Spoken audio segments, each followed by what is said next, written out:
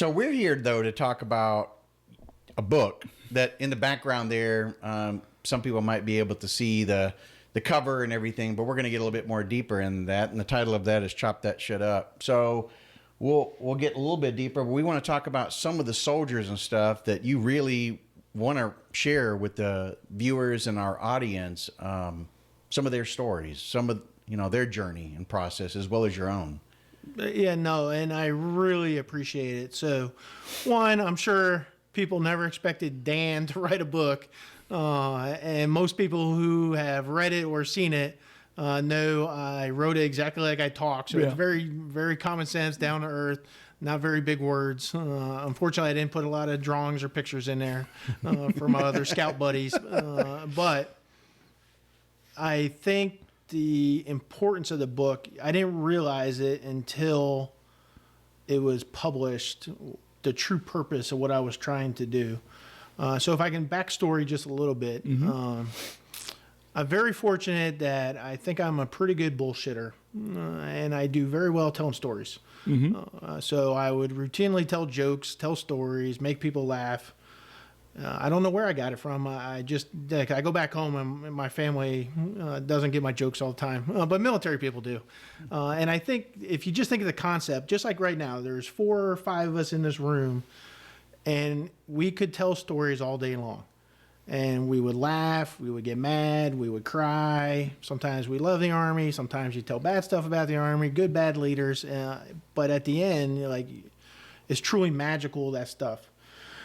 That was really the intent when I decided to sit down and write, because I got called up so many times to tell stories to heads of state, 4-star generals. They're like, "Come here and tell the story, Sergeant Major," and you feel like a clown a little bit, but I'm okay with center of attention. I do okay with that, and I would tell it. But when I started to write, I really want to tell the stories of the soldiers who I served with, what they mean to me, and the soldiers I lost. And what I realized is now this is 15 years of the thought in the head.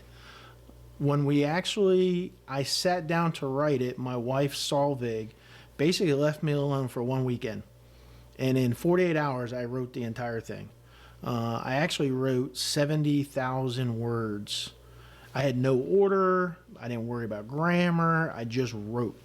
And I didn't realize when they teach you about journaling, they teach you about focus and capture your day and all that stuff, you don't realize how right they are. And when I started writing or typing nowadays, it was so therapeutic. And I had no order, no rhythm. I just told stories that I lived, good and bad. And I'd be crying. I'd be laughing at myself. I was type. And I had 70,000 words in 48 hours, complete. And I took a portion of it. I sent it out to 10 publication companies. And that's basically you just cold call them or cold email them and submit 250 words. And within 3 days, 7 of the 10 companies like, "We want you. We think this is amazing. Send me the rest of the manuscript." Within a week, all 10 companies came back and said, "We want your book." So then I spent the next month and a half, extremely scared because I had no idea the process. So now I'm Googling and YouTube and everything. And we just started narrowing down what was the right publishing company, what was the right method, how do we tell the story? And I had 3 things I told every one of them. I don't want to dishonor the Army in any way. I don't want to dishonor the NCO Corps in any way because of how much I believe in it. And the third thing is I didn't want the stories of my soldiers to be in any way lessened by me telling funny stories in the book. I didn't want to take focus away from them, but I was just trying to tell a story. And then the publishing company we went with was Kohler Publishing, outstanding, military friendly, just love, and they had a huge history of military books. And they said, put it chronological. So when we put it chronological, it basically went from private to the day I retired. And it sort of became a memoir, which I did not want. I never wanted to be about me. I do not mind being center of attention. I know when I'm in charge. I'm not afraid to take charge. But if I could stand in the back and let other people be recognized, I will choose that every time. And I didn't want a memoir to think this was about me. It's just supposed to be a collection of stories. But chronological made sense. But something came out of that, which you see the naiveness. Is that a word? Naiveness? Naivety? No, not Naivete? Yeah, whatever that word is. You see it from a private. We're young, we're dumb, we're having fun, we're partying, and we're making a lot of stupid mistakes. And then you see the gradual maturity come through, and now you can see the transition of leadership. And I say it, and I do believe it. You see a point where I broke mentally and physically. It might not be like, here's the exact spot. I know where it was. But in the book, you can see where I have now reached a point of my life where I was broke mentally and physically. But yet I still had to push on. So how do you deal with that? How do you deal with depression? How do you deal with PTSD? How do you deal with the loss of soldiers? Meanwhile, your leaderships are telling you, hey, Dan, you're going to keep going like this. And I am jumping positions in the Army that I should not have been jumping. I mean, I am skipping brigade command to go to 1-star and 2-star level sergeant major. I am coming out of the academy and being a Division G3 sergeant major in operations. I mean, I am skipping levels that I'm not supposed to. And they're like, Dan, you're going to keep going up. Meanwhile, inside and physically, I'm going like this. So career's going like this, I'm going like this. And it got to a point where I just couldn't do it anymore. Despite numerous phone calls like, Dan, here's your path. In 3 to 5 years, you're here. They finally allowed me to retire. And there's a little bit of talk about it, like 3 distinct focuses of my career. So the book is the collection of that. And I really hope I honored the soldiers. I hope I told the truth of what the Army is, because it's not all you can be commercials all the time, or Army strong. Sometimes it's sweeping the motor pool. Yes, in the rain. In the rain. Yeah, with a tornado coming towards you. Sometimes it's marching soldiers when everybody has a car, but we're required to march soldiers on Monday. Yeah, but I got a reason behind that. So that's what I tried to do with the book, and I know I babbled on about it, but I would tell you when it came to almost print a few months ago, and we chose November 11th, so it published Veterans Day 2023. And obviously we chose it for the significance of the day, not to take anything away from the veterans, but it's a special day for all of us that served. The therapy inside, the guilt that I felt or still feel, it feels like a next step. So I encourage everybody to write, but that was the purpose behind the book. And I truly thank you that you guys allow me to share some of those stories. So Dan, let's we kind of talked before we got started about 3 or 4 soldiers. You said 2 that really stuck to mind. Marquise, and his last name was Quick, Yeah, and then Diedrich. Yeah. So you don't have to get you can get as deep or as light as you'd like right now. So let's do the forewarning. I do cry now. So it's funny. So my wife said I was a romantic, all coming up, and then we go to combat, and I come back, and I had no romance. As she said, I'm not romantic, but I will cry watching a Yankee game or talking about soldiers or family. So I can't talk, because you talk about pride and stuff, so I probably will cry, so I apologize. That's who I am now. Yeah, so the book, like I said, chop that shit up. I tried to write the truth of what happened to our soldiers. And I reached out to all the families to make sure they're aware of how detailed it would be, and get their blessing, because I wanted people to know exactly what they did, and I didn't want to sugarcoat anything. So in our story, or in the book, we talk about 4 stories, each one of a soldier that we lost, and then some of the soldiers that were wounded. So I just like to set the scene a little bit. So this is 2006. This is our second tour in Iraq. We were extended the first time, 17 months. Went back home. Sort of story. I got fired, but they don't fire you in the Army. They just move you. So I got moved, but I was blown up in Iraq the first tour in 2003, 2004. And I tore my knees, but I refused to go back. I had a partial tear going to Iraq, and the blast just finished it. I had arguments. We can go down that rabbit hole. But anyway, I should have been court-martialed. I wasn't. I was thankful Brigade Command Sergeant Major saved me, took me under his wing, and of course he moved me. So I went to Brigade S3, was the best Brigade S3 NCO they ever had.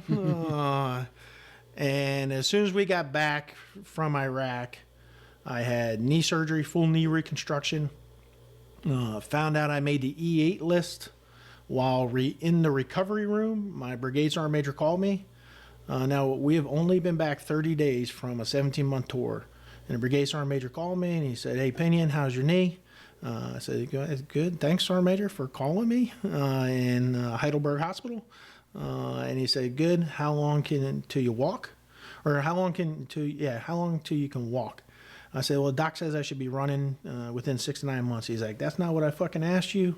When can you walk?" I said, well, 30 to 60 days or something to that effect. And he said, "Good. Congratulations. You have made Mass Sergeant. We are going back to Iraq, and I need you to be the first sergeant." So I had been removed as a platoon sergeant, moved to Brigade S3, had surgery, came back, and was told we're going right back to Iraq in a couple months. And by the way, we need the lead. I need to be a first sergeant in the same unit that I basically left. There's some stories there. So we train up.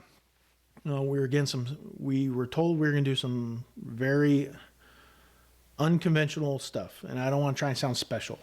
But we were a scout brigade reconnaissance troop working for a brigade that was going to go over there and do small kill team action when we need a whole bunch of snipers and other specialties. And we trained for that. And then we got to Iraq. We were attached to an armor battalion for a little while, and then we had to go to Ramadi, Iraq. Ramadi, Iraq in 2006 was, I think it's third consecutive years, the most dangerous city in the world. And our mission was clear. It was change it. And even getting from north, we're in Biaz and Sinjar, Iraq, way up north by Tal Afar. Just getting to Ramadi was an adventure in itself with IEDs and attacks, etc. And we went from a place where terrorists were basically blowing up themselves. It was like basic training for terrorists, and they weren't very good, to Ramadi where they were doing complex attacks. And my percentage might be off, but I would estimate that they owned 85% of the town, the enemy. So we're now in our fifth year of war with an enemy that controlled the city. And we own the ends of it and the top, and we were told to control the whole thing. Again, that's my perception, my unit's perception, but I think I'm pretty accurate. And the unit we're replacing took a lot of casualties, and you can see the wear of war on their faces. Now, my first 17 months in combat was not that bad. Despite getting blown up, the IDs weren't as complex yet, and everybody was returned to duty. Now, we have suffered after, like we didn't understand what TBI was at the time, and I, to this day, still have a soldier suffering from one of the IEDs he hit. But we went to Ramadi, and it was life-changing. And the night of the transfer of authority, we attacked the city. And for the next 5 months, foot by foot, and I'm not comparing to any other war, but if you were to imagine World War II and going door to door, house to house, town by town, that's what we did. I was a part of Fallujah in 2003, and this was way different. And it was a fight. Within the first month, our unit of only 57 men, and with attachments, we already had 20 casualties, and we're starting to lose lives. So the first two we lost was Staff Sergeant Clint Story and Sergeant Bradley Best from an IED. And I know we're going to talk about PTSD, and I talk about it in the book. I was supposed to be on that mission as their first sergeant. We would rotate who we go out with, and they were going out on a route reconnaissance, doing some zone recon at the same time, and trying to do some snap checkpoints. We're trying to catch terrorist trade, or smuggling weapons and ammunition and stuff, explosives. I got called to a meeting the night before that mission, and it was supposed to be the next morning, 07 or 08, whatever time. So I couldn't go on the mission. So they left and went on the mission. I went to my meeting, and yes, I needed to be there because they're asking questions that a first sergeant knows, administration stuff, and the brigade sergeant major says, "Pinion, I want you there, you go." But the XO's driver come bursting in the door during the meeting and said, "First sergeant," and I saw the look. No words had to be said, and I ran out of the meeting, and then along the way, he couldn't even talk. So I know it's bad, and we're just in some pickup truck driving back to our little spot to go out. I get there, my truck's already getting wheeled up. My driver was our commo. He's getting all the radios on, Blue Force Tracker, etc., and I'm starting to hear what's going on, and they're just screaming. And it was, bottom line was an IED. It was probably our 10th or 15th IED, but this one was way serious than the others because we now had casualties and death. So I'm just trying to set the picture of where we're at, and I want to tell their story. I can see the IED smoke plume from our camp. They're only a couple kilometers away, and I can see it. As soon as they told me the grid, and I'm looking at the map, I can see where they are. It was the Humvee exploding and continuing to burn off that I was looking at the smoke plume. Me and the commander rush out the gate in our Humvees, just two of us. I think by then we were supposed to be traveling with four. Our other platoon was already out the gate too, and we're starting to reroute them. I'm getting the reports, and they say we have 2 KIAs, and they can't get to them. And we had, a third. We had our interpreter was killed that day, and they can't get to them. You have to go around and come back to get to their location, and it's a dirt road, paved road. And as I'm probably a kilometer away from seeing, I can see everything in front of me. I mean, it's just flat. I can see everything. And you can see the Humvee. And I thought I was looking at the gunner's hatch because I saw the hole. And then I saw the tires spinning. Here's the bottom. I was looking at the bottom of the Humvee on its side with the hole as big as a gunner's hatch. There's no way they could have survived. That was an EFP. Yeah. I mean, well, it was a bunch of 155 rounds. Okay. Command wired. Meanwhile, the platoon is doing everything they're supposed. We practice this, and this we're just. It's funny because we're going to talk about load plans. They were doing everything they were supposed to do, and they're reacting. And they found the command wire. They were chasing the command wire, and it was from an old railroad. I think it was a railroad factory warehouse. They busted down the gate, and they were starting to clear that building. Meanwhile, we had our first platoon. We said, you have to get the fire truck, civilian fire truck on a camp. We didn't have military firefighters. We had a firefighting those civilians that was not supposed to go off the camp. And I was like, you need to try and get them off because the Humvee is on fire. I've never seen, everything was cooking off. Meanwhile, Mike Hayes was the gunner, was blown up. Not almost, he did lose his left leg.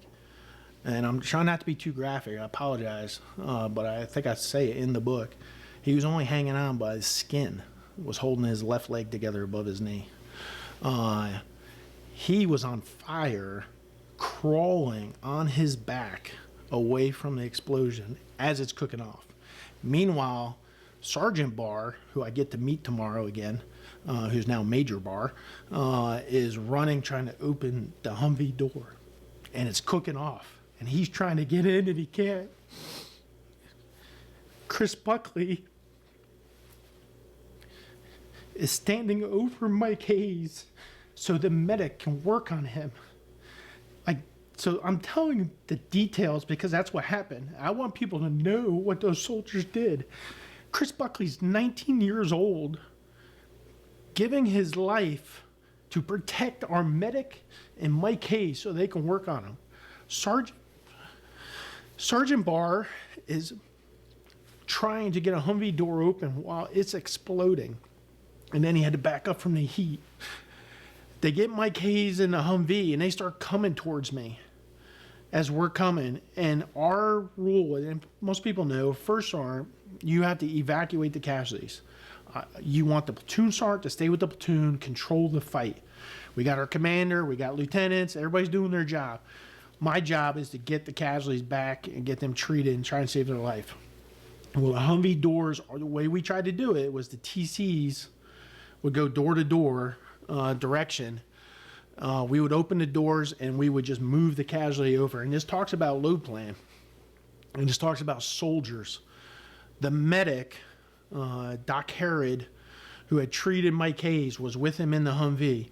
As we were going to jump out and grab and shift him, he's like, don't fucking touch him or move him. And he's screaming at me. This is a PFC screaming at his first sergeant, telling me not to move him. And he was 100% correct. The casualty, Mike Hayes, was stabilized. Doc had him, and we didn't need to move him until we were back at the cache. Or Charlie Med. But because our load plans were the exact same in our vehicles, me and the TC just flipped seats. So Sergeant Olenek jumped in my vehicle, and I jumped in his. I continued with his crew. He continued back with my crew. I mean, we trained, practiced everything the same. So our radios, I knew where to switch, what channels to go to, etc. We got Mike Hayes back. As I'm coming in and I'm rolling through the gate calling everything, the fire trucks are going out. They volunteered to leave the base camp to go try and help us in enemy territory. There's nothing you could do. Clint and Bradley were dead instantly. There's no doubt in my mind. And the fire truck did their job. They put out the fire to allow us to get our brothers out of there. And Sergeant Olenek and Captain Dan Enslin at the time are tremendous heroes of my book because they're the ones who went in and got them. They kept the soldiers back and they went and got our brothers out. Meanwhile, I was back at the cache and they took him in, and as soon as they brought Mike, and then amazing, Mike never screamed in pain. Mike didn't even look hurt. He was in shock, there's no doubt. He was the calmest guy I have ever met in my life under those conditions. I've never seen anything like it. And I relate it back to shock. I think 60% of his body was burned. And his leg is holding on by a piece of skin that our medic is holding his leg together, two pieces. And I apologize for the details. They get him back, and the doctor, as they're getting ready to take him back to amputate his leg, I said, save his life. He said, I can't save his leg. I said, save his life. And they have already learned from previous incidents that I was going into with my soldiers, not into their surgery, but I was going in Charlie Med with them every time, and I was right there next to the nurses and doctors as they were assessing. Unfortunately, that's the horrible relationship that we built together. And they brought him back, put him to sleep, amputated his leg, and then prepared him for the flight out. And he went back to Texas, the burn center there, BAMC, and he was there for a couple months. Doing great now, and I'll talk about them at the end. But I'm just trying to set the scene. This is all in August. Within the last 2 weeks of August, really the end of July is when we started taking IEDs. To the end of August, we had probably lost 30 to 40% of our troop. Our brigade commander, he wrote the foreword for the book, and I didn't realize it, that we were the company-size element. We took the most casualties of any company-size element in that time, or troop element, and because you don't think about that stuff. So to get to the stories, the two other soldiers. The brigade commander said, "What can I do?" I said, "I need people. I need soldiers." I now, as a leader, as the senior enlisted person, the first sergeant was starting to break inside, but I couldn't show it. I became cold. I compartmentalized everything. It was so bad that as they are preparing them to fly home, after they died, I'm already preparing their memorial service. Like, it was like a checklist. Like, what do you do now? Inventory their stuff. What do you do now? So I became robotic with no emotion. And it was wrong. I needed to show the emotion. I need to grieve, but I didn't want to do it in front of soldiers. I had a platoon sergeant try and quit on me. And I'm probably not saying that right. Platoon sergeant came to me and said, "Hey, I've been a platoon sergeant here 18 months, almost 24 months, whatever it was. You have another sergeant first class in headquarters that needs his experience in platoon. If it's okay with you, we can do the switch." I took it as quit, and I have deep respect for this man. I always will, because I now know he was in a situation I was never put in, because as a platoon sergeant on my first tour, I never faced what he faced. So I had a different understanding. But that conversation stayed between us, well, until now. And I looked at what was the right thing for those soldiers. And the best thing for those soldiers was for him staying there. So I said, "No, you're going to stay the platoon sergeant. I need you to be you." And I understand he was scared. I then watched soldiers coming back from every mission, and they would be hugging each other and high-fiving after they cleared their weapons and came in and started. I mean, I understood or saw the sacrifices they were making, knowing they were going to get injured or die, and still doing it. And I saw the relief when they survived.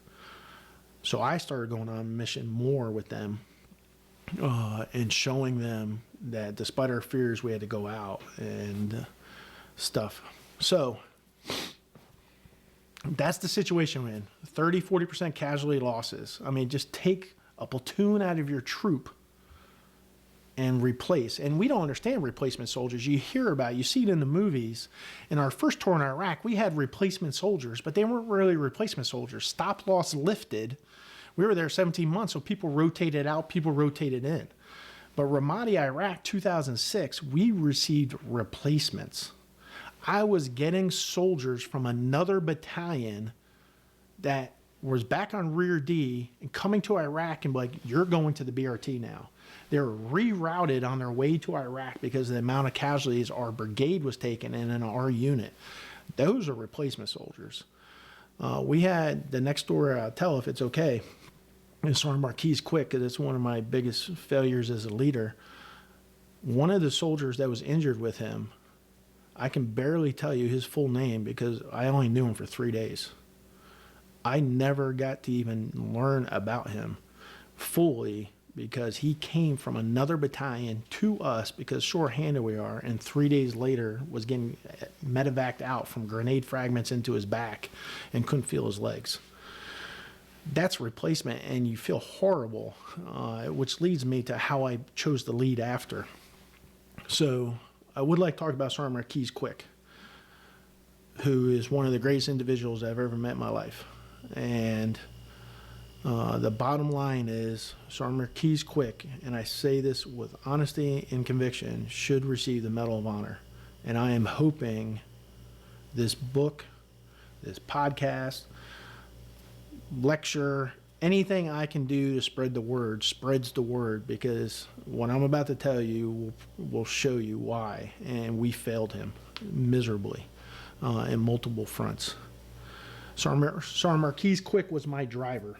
So backing up, I was fired as a platoon sergeant at the end of a 17-month tour, knee surgery, told you're going to be a first sergeant, frocked a first sergeant, and sent back to the brigade reconnaissance troop to lead them and get ready to go back. By the way, we're going to do small kill team operations, and you're going to work with asymmetric warfare group and Navy SEAL teams. We ended up working with Navy SEAL Team 3 and 5. Some of you guys might know Task Force Bruiser with Jocko Wilnig and Leif Babin. And again, I'm not trying to be like, hey, I'm famous, I know some people. I'm just telling you who we worked with. And then the American sniper Chris Kyle taught and trained half our snipers in combat. Our job was to find enemy snipers and kill them. And we were very good. Sometimes that meant taking over a house and letting them attack us and then killing them. Sometimes it was sneaking into a house. What we tried to do is small teams, observe, and then wait and then ambush them when they try to set up IEDs or counter sniper positions, whatever they're trying to do. Our job was to find them and kill them, and we were doing very good. Sergeant Marquis Quick was my driver when I took over as first sergeant. Just like we were talking about driving and why most of us drive ourselves nowadays, because Sergeant Marquis sucked at driving. He was not a good driver. I have a fear of heights, and I have a fear of leaning in a vehicle. And he could make my Humvee lean, and I got him fat now. Wasn't as fat back then, but I don't know if he was doing it on purpose to get fired. But I hate when I'm leaning because I think I'm going to roll over, and I almost caused a rollover as a private driver, so I think that's where it comes from. And he sucked at driving, so I knew one, he had to be fired for that for sure. Two, he as a driver, as a first sergeant in our troop, he became your admin guy. He was your 42 Alpha personnel services person, and he was amazing. He was probably the best person I saw taking care of soldiers. It was so good that the platoon sergeants weren't doing their job, platoon leaders weren't doing their job, and squad leaders weren't doing their jobs because Marquis did it for him. So that was reason number two. Like, he's got to go because he's too good at what he's supposed to be doing, and I need him to be a scout. So, again, I had just taken over this unit, and I go into the commander's office. I'm like, a specialist Quick needs to stop being my driver. And they're like, no, first sergeant, like, he's great. I said, no, that's why he needs to stop. We're getting ready for Iraq. He's been here a year. I don't want him out of his MOS too long. And he's not a good driver. So I said, I'd rather he needs to go be promoted. He needs to be a sergeant, and he needs to lead scouts. So he's like, okay, just take us through gunnery, first sergeant, and switch him out. And I had already picked out the next driver. There's a stud, Regan Barr, and I was like, that's going to be my driver. This kid's awesome. So in gunnery, we were driving back, you guys know, getting chow logistics for the soldiers, and we were all the way out of Grafenberg, Germany, range 301. So it's a good 30, 40-minute drive back to Camp Aachen to get your hot chow. Mm-hmm. So we would take turns, who went back, et cetera. And then I remember one time me and Marquis were driving back out towards range 301, and he started talking about combat. He had never been in combat. Now, most of our troop from 2003, 2004 were seasoned. We had all done a deployment, and the leaders that were coming in all just came from a deployment. I mean, that was our time. But Marquis had never been on a true deployment or combat. So he's asking her general questions, what it's like, et cetera, et cetera. And I try to be honest. And I'll never forget him talking about, he said he was scared to die, and he was scared to let his soldiers down. That was his number one fear when we're talking about leadership.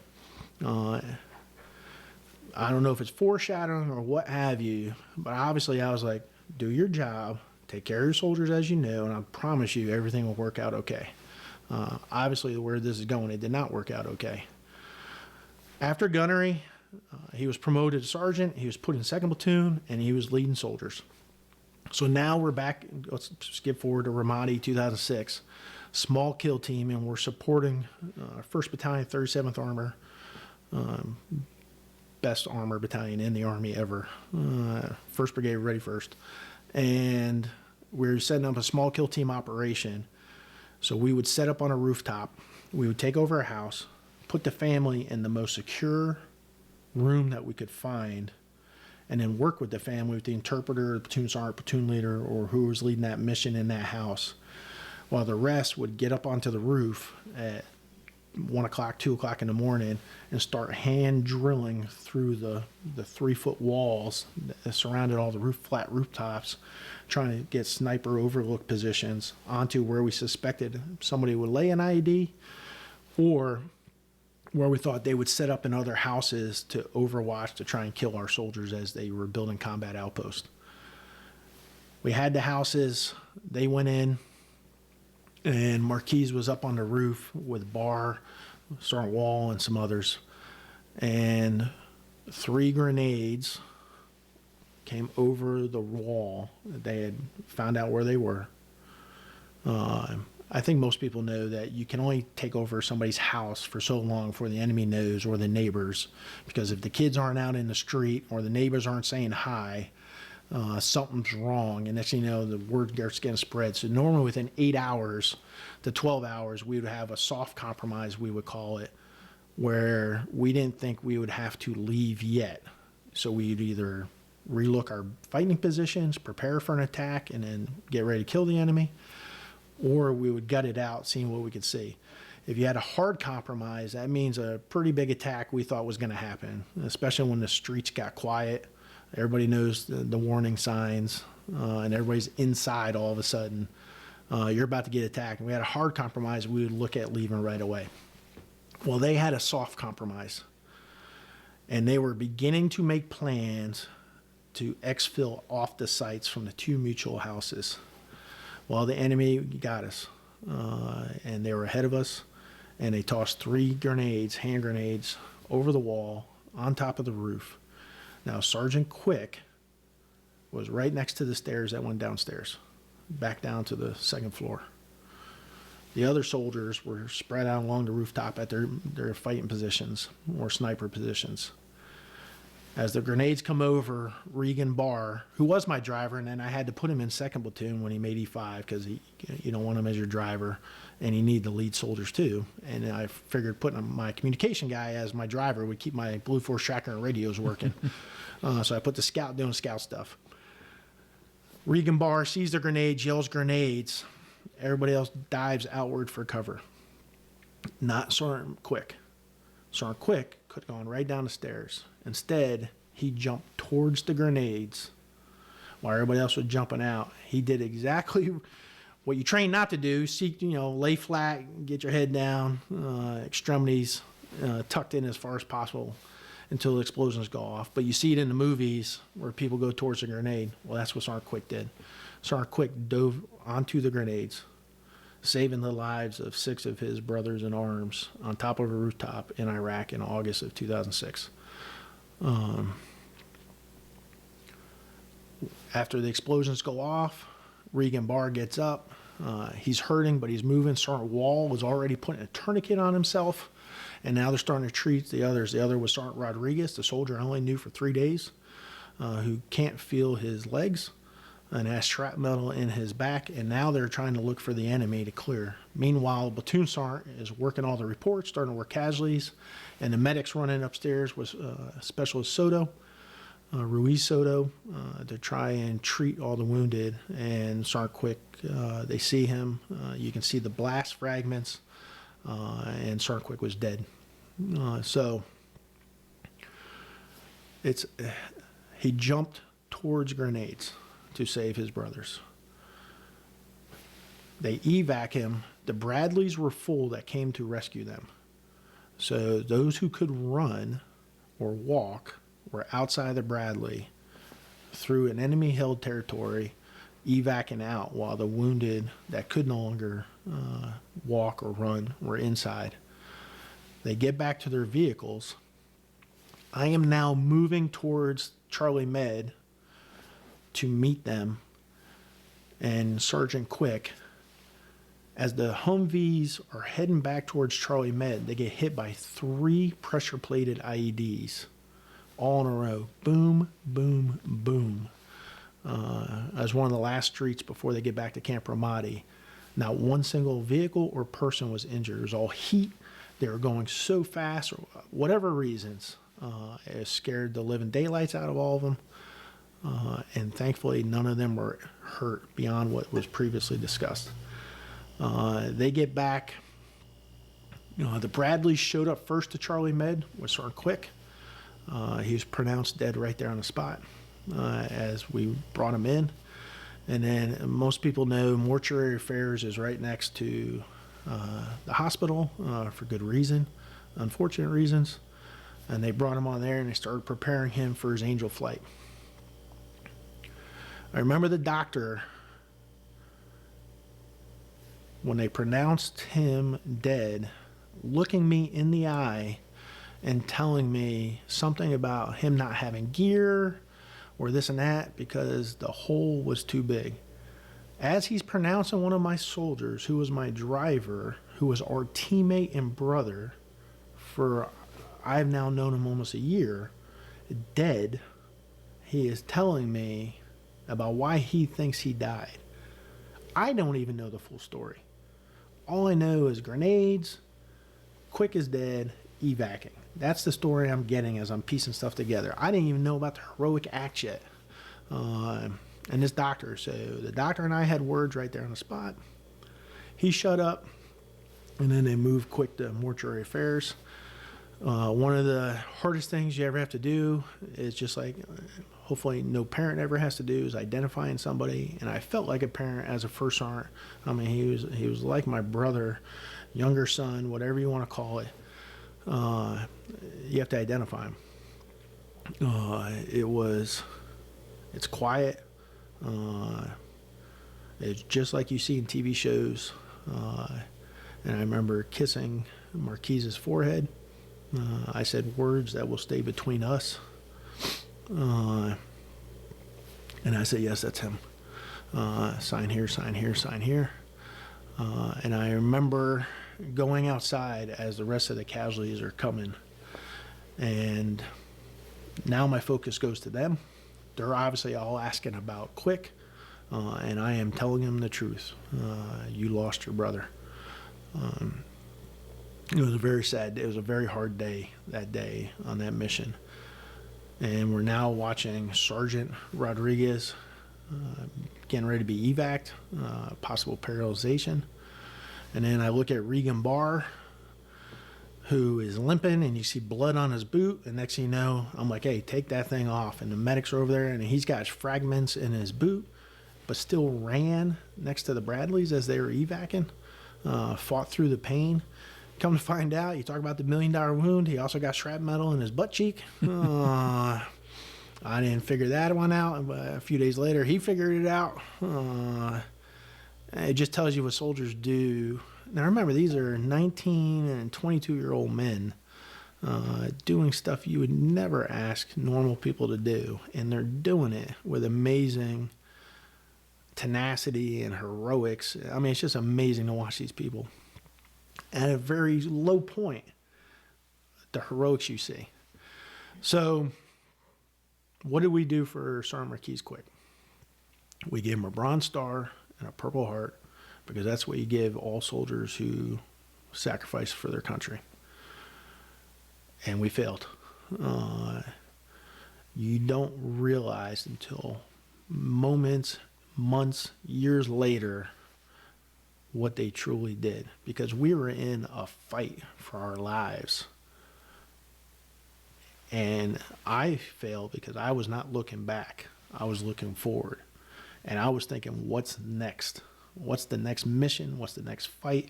What do I have to do to make that platoon go out that gate to fight our enemy and win, with hopefully never having to go to Charlie Med again? And that's what I focused. And I failed to look at the actions of a Chris Buckley from an IED shielding himself, who got nothing. I failed Regan Barr trying to open the IED to save his brothers, or open the Humvee to save his brothers from the IED.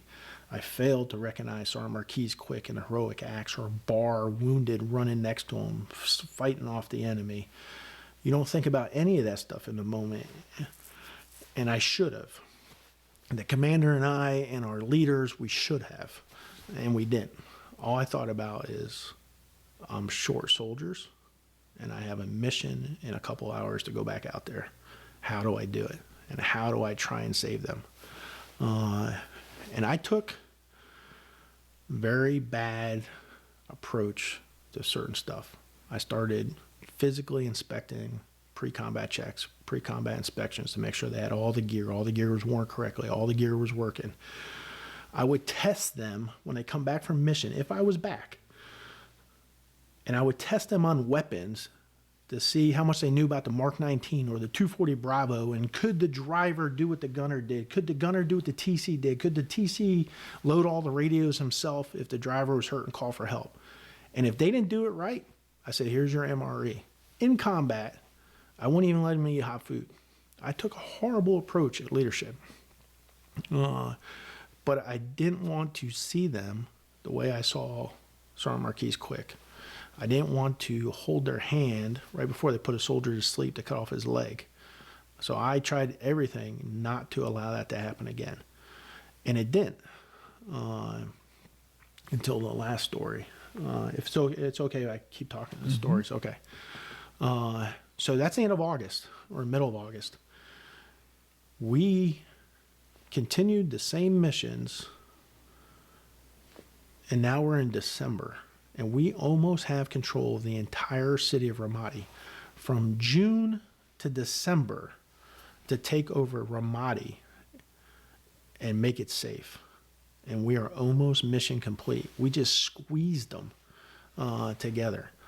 And every time we took a city block, and this is where you look at your tank battalions, your infantry battalions, those companies, those engineers, every time we took a block, they built a combat outpost and held it in the middle of the enemy and said, I'm here and I'm not going anywhere. And by the way, let's continue to clear. And that's what they did. We just supported them. And they got attacks every single moment of the day and night. We are now almost done. We are in the last section of Ramadi in December. And it's the section the Marines held. So our brigade was under 2nd Marine Expeditionary Force, 2nd MEF. Meanwhile, with Navy SEAL teams, with AWG, with all these specialties, and we're almost there. And the Marine battalion we had a section that they did not go in. Again, we can argue facts, and Marines, don't get mad at me. I'm just telling you what was relayed to me and what I saw with my own eyes. There was a section that they quarantined off with the road barriers, and no vehicles or people went into that section. And they said, scouts, you're going in there. We're going to set up our last combat outpost right here. We've been tracking the sniper that is detailed in a movie and a book, and no one can catch him. And they have intel that he is coming to Ramadi to kill American soldiers. And our job was to find him and kill him. So we had a beautiful map that Staff Sergeant Damon Walker came up with, and our XO, John Villasenor. And they built the whiz wheel of magic that showed time of day, types of attacks, locations of attacks. We could tell you on a Tuesday at this time, an attack will generally occur right here and probably have 90% accuracy every single time. And we didn't have the 3-letter words helping us out. You know, our SEALs and other people probably had all those people. We had Staff Sergeant Walker and John Villasenor on a map with push pins, taking every single report the brigade ever received for the last 2 years and the unit we replaced and building this. And I remember AWG coming in and like, we're taking a picture of this and we're using this. And then we're using how you do sensitive site, what's it called? Sensitive site exploitation, SSE. We're going to do sensitive site exploitation, and you just wrote the SOP for us. I mean, that's how good our soldiers were. Figuring this stuff out. So we knew where the outpost was, and we generally knew 5 locations that this famed sniper was going to attack from. So this gets to PFC David Dietrich, Marysville, Pennsylvania. Dietrich was a private PV2 who grew up homeless. Now, again, I'm telling you what he told me, what his friends told me, or brothers in the Army.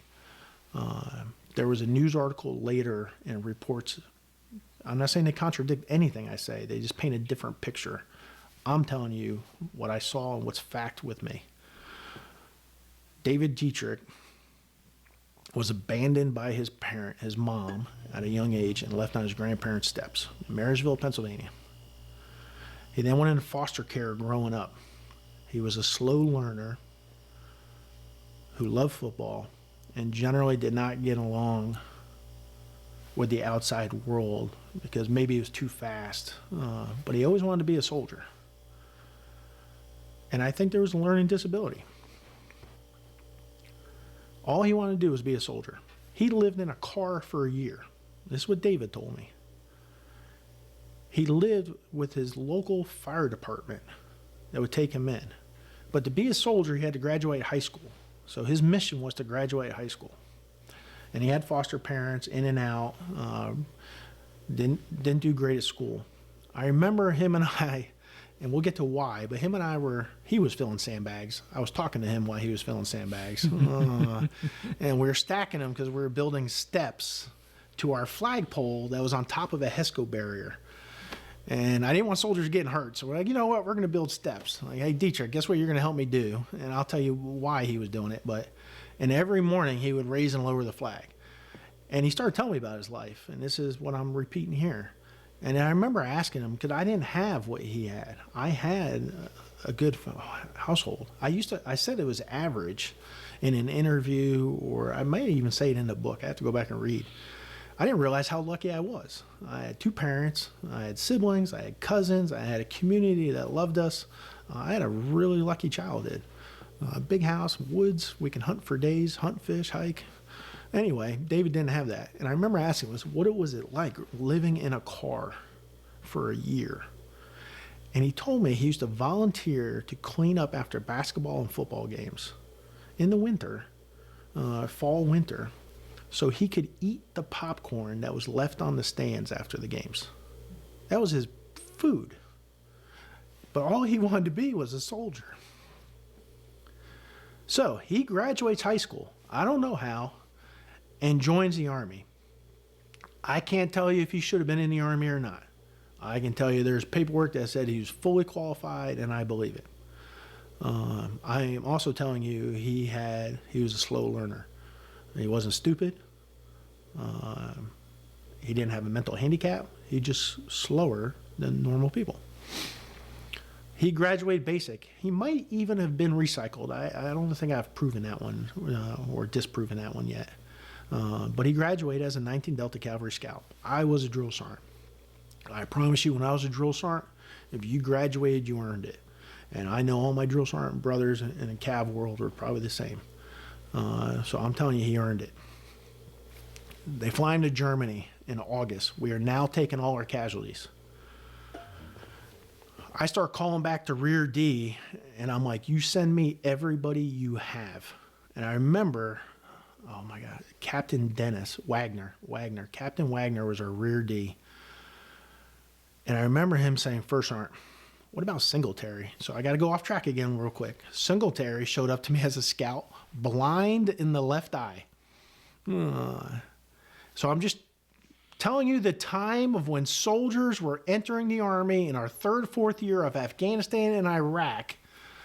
I don't know what the standards were, but I had a Cav scout show up to me blind in the left eye. And I remember the platoon sergeant O, bring him in there. He's like, First Sergeant, you have to see this.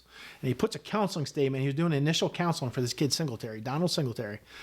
And he's like, Singletary, sign it. And Singletary goes, and I'm like, what's the matter with you, boy? And he tells me I cannot see out of my left eye. I'm like, well, that's not possible because you can't be combat armed, son. And he's like, no, I've been this way since birth. Very low vision. I fail every vision test. The recruiter knows. I told the drill sergeants in basic training, they did tests. I am blind in this eye. So we're like, okay, we're going to do the good Army thing, and we're going to send you to a medical board.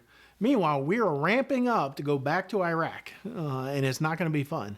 The medical board comes back, and again, I will never talk bad about the Army. I'm just telling you what happened. The medical board comes back and says, yeah, we're going to make him a truck driver. I'm like, you lost your minds. I'm like, he can't even see out of the left side of his vehicle, which if you're driving in combat, you have to scan that side. I'm like, you're going to make him a 88 Mach truck driver. They're like, yeah, roger that, execute. So we sent a truck driver school. That lasted 2 hours. He processed, and they're like, yeah, go back home. And they sent him back to us. So we put him in supply. We're like, hey, we're going to give you, we got you. We're going to war, and we made him supply. Now, fast forward, Captain Wagner's like, even Singletary? I'm like, send him. That's how bad I took a one-eyed man into combat, knowing I was going to put him in supply, take our supply clerk and make him a 50 cal gunner because we cross-trained our supply guys too. PLL clerks, you name it. They were all trained to be 19th Delta Cavalry Scouts, infantrymen, etc. That's how desperate we were. And I was like, yep, send Singletary. So now he is agreeing to send me a one-eyed man. Donald, I love you. It's even better because when he got out of the Army, he fought MMA. And I'm like, well, I hope they know just to get you on your left side because you won't see it coming. But he held his own. In fact, it's even better. He got shot in the chest by a home invader, picked up his gun and killed the guy, or shot the guy who was invading his house. Shot in the chest, and then picked up a gun and killed the invader, or shot the invader. Wow. 2 years ago. So for Captain Wagner to say, hey, I don't know if this new Private Dietrich should come, the man who just sent me a one-eyed man, I was like, send him. I was like, what's going on? He's like, I don't know. There's just something different about Dietrich. I was like, send him. I'll be the judge. That's a decision I will regret to the day I die. And me and Dietrich up in Fiddler's Green together. So they send Dietrich with the other replacement soldiers. And in Kuwait, Dietrich loses his Kevlar. Probably just set it on top of wherever they were bunking or whatever, and somebody decided they needed it more, whatever the reason. So the other soldier, now we never flew in the daytime. We only flew at night, so the enemy wouldn't attack us every time we were flying into our base camp. So they come up from Kuwait, the helicopters land, or wherever, Al-Assad, or not Al-Assad, Q, whatever, where we had a base, and then they'd go to helicopters. They come to us, and I'm like, hey, where's Dietrich? All these new kids are like, First Sergeant, he's still in Kuwait. I was like, well, why is the kid in Kuwait? And they tell me about the Kevlar. So I assigned them to their platoons. They start training. Every new soldier we had to go through a certification where the team leader or squad leader up through the platoon leader had to look me and the commander in the eye and say they are ready for missions. We had learned, especially, and again, I don't think we did anything wrong with Sergeant Rodriguez when he came from another battalion because he had come from a combat deployment. But we put extra steps in place to make sure that every soldier was ready. And when all of them looked us in the eye and said, he's ready, ready, ready, that soldier went on mission. Dietrich comes about a week later. Strong, short, probably 5'6", 5'7". You know, I'm 6'2", 6'3". And he comes just a linebacker, running back looking, strong kid. And I start talking to him at like 2 or 3 in the morning whenever they landed. And I would ask him a question. He would look me in the eye, and then he would pause. And it's like you could see the wheel turn in. And then he would answer. It was like a delay, and I didn't understand it. So I already had something in my head from Captain Wagner in the past telling me, and now losing his Kevlar in Kuwait, now he comes to me, and I'm like, what is going on? So I tell the commander right away, I'm like, yeah, I got to get this kid checked out. So because of all our losses and everything going on, we became very good friends with behavioral health. And behavioral health, I called them and said, I'd like you to evaluate this new private. So I assigned him the 1st Platoon, who had Sergeant First Class Joseph Marco, who was a specialist with me when I was a corporal, obviously way years back, and First Lieutenant John O'Hare, one of the most competent armor officers I have met in my life. And that platoon was badass. That's the only way to say it. It did not matter the mission. You gave it to 1st Platoon if you wanted it done. Nothing against the other platoons. I'm just telling you, 1st Platoon was badass. So I gave him the first platoon, and I told Sergeant Marco, so like, get him ready. When you're on mission, he stays back, and we'll train him. If I'm on mission and you're on mission, then we'll give him to the headquarters platoon. But he'll stay with me when you're out, and if we're both out, he'll stay with headquarters and learn the stuff in the TOC. So that's how he was filling sandbags, helping me take down a flag. Because if they go on mission, I'm like, hey, let's raise and lower the flag, because we would honor people with the flags each day, put new flags up each day in a certificate. And we trained them. Behavioral health came back after a month and said, he's good. We could even see the stuff from basic training. He's good. He just learns differently. It doesn't mean he's not picking it up. He just learns at a different speed. So there's a little caution in there. And I remember the behavioral health specialist telling me, like, hey, he looked at you like a father figure. Now, I had 2 young boys at home. I had a 1-year-old and a 7-year-old. It struck different when I heard that from behavioral health, because I always sort of looked at him like a little brother. And we used to call him Heisman because I always do the pose. So for the next 3 months, we never let him out the gate. We trained him. And every week we would run a set of tests on him. I mean, and he could pass, and he could outdo any scout when it came to scout tasks. I promise you, he was right there. You name it, he could do it. Our captain, our troop commander, Dan Ensland, goes back for R&R. Meanwhile, we are now December, and we're on the last combat outpost, last enemy stronghold, and we're about to own Ramadi for us, to a location the Marines wouldn't go in, and if they did go in, they took 40 to 50 people, and they wanted us to take 10 to 12 and do what they did. And we're, roger that. We didn't say no to missions. Our job was to do the missions. So, several things.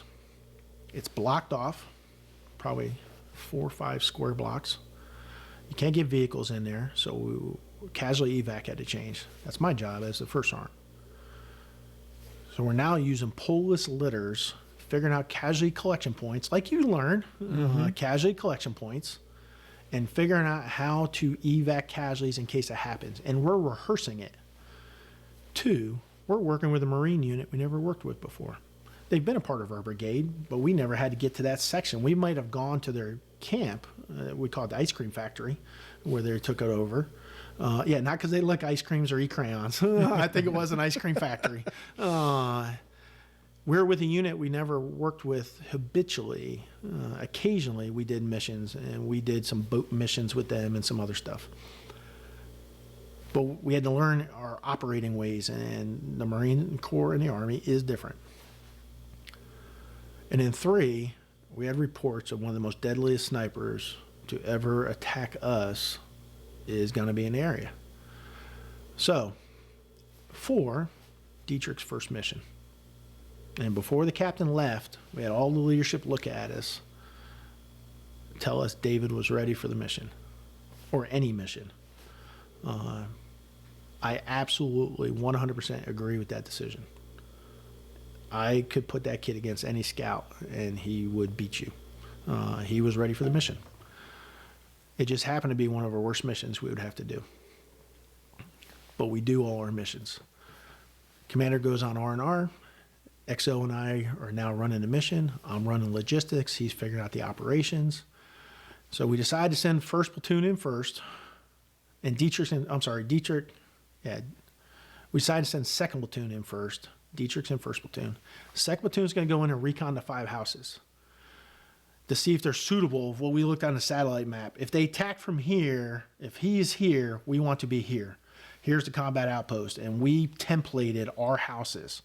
Their mission the first night was to go in and recon as many of those locations as possible, and then figure out what's the best place for us to go after. And we narrowed it down to 2 locations that the sniper would be. 2 houses. We knew it, just off intel and previous information. They reconned the houses and occupied 2 of them, preparing. First platoon was going to go in the next night. So second platoon will go out, first platoon will go in. And I remember first platoon getting ready to go out the gate or the mission, and they always filed by me. And I'm looking at them, I'm slapping them, like, hey, go get them. Hey, I'll be out there with you in the morning. Or I was going to go back out with second platoon on their second mission after I had everything locked in logistically. I didn't want to fail that portion of it. I want to make sure it was covered down before I went on the mission with them. And Dietrich is near the end of it. And I remember Dietrich, freaking eye pro is like this, chin strap's a little bit off. And I remember looking him dead in the eye. I'm like, Dietrich, fix your shit. And I grab him, and he fixes it all. And I go to slap him on the back, just like that. And that little shit turned to me and just bear hugged me. And he said, this is the greatest day of my life. 19-year-old man who only wanted to be a soldier, became a scout, homeless, eating popcorn. The greatest day of his life was his first mission, and he died 6 hours later. They occupied the correct house. Dietrich had just come on shift.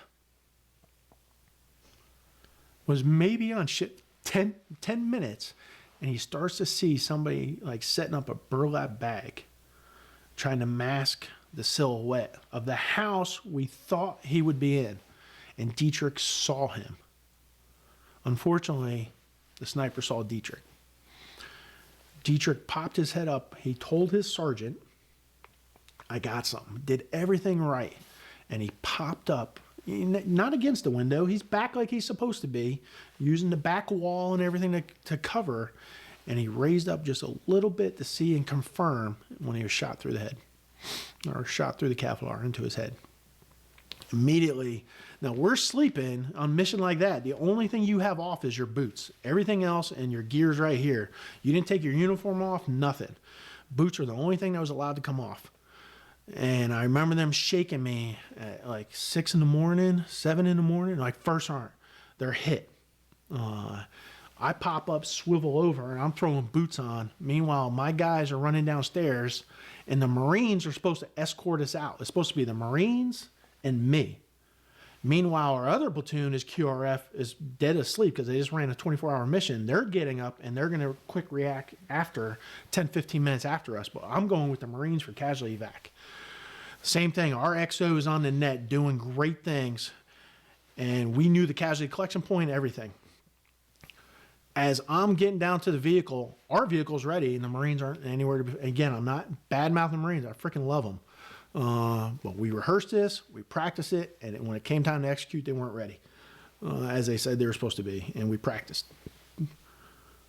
And I'm waiting, I'm getting the reports. They're now under fire, and we think the enemy is starting to attack them. So we start collapsing the second house to protect the first house.